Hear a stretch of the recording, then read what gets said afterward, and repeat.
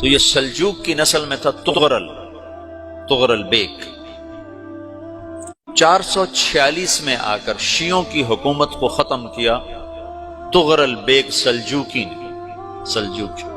سلجوق مسلمان ہوئے تھے محمود غزنوی کے دور میں، سلجوق ان کے بڑے کا نام تھا۔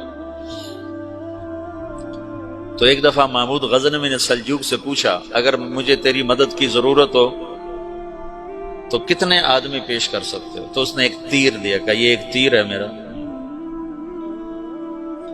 کسی کو یہ تیر بھیج کر میرے علاقے میں بھیج دو تو چند گھنٹوں میں 1,00,000 تلواریں تیرا پہرا دینے کے لیے تیار ہوں، میرے پاس اتنی طاقت ہے۔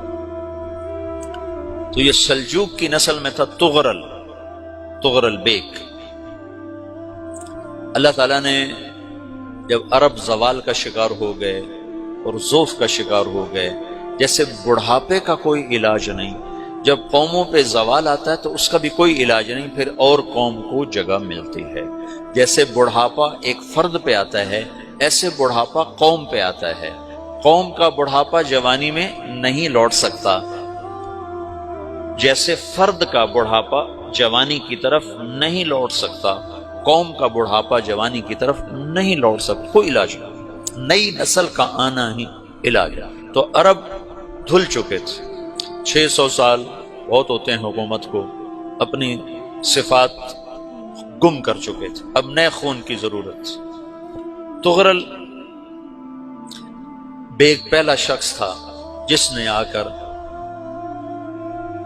اہل السنت والجماعت کو استحکام بخشا، شیعوں کی حکومت کو ختم کیا، بغداد سے، شام سے، ان سارے علاقوں سے۔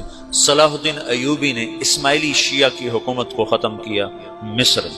العاضد ان کا آخری خلیفہ تھا صلاح الدین ایوبی، نور الدین زنگی رحمۃ اللہ علیہ کا پروردہ تھا، اس کا دوست تھا، اس کے دوست بھی تھا، بچہ بھی تھا اس کے سامنے، زیادہ لکھنے پڑھنے کا شوق تھا۔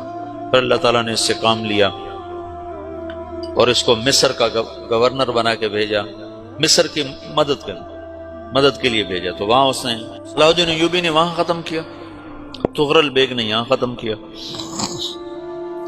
تو پھر سلجوق جو تھے نا یہ اقتدار میں آئے، ادھر ختم ہو گئی سلطنت بنو عباس کی، مصر ایک چھوٹی سی ترکوں کی سلطنت۔ تو اللہ تعالیٰ پھر مرکزیت کے لیے ایک نظام چلایا،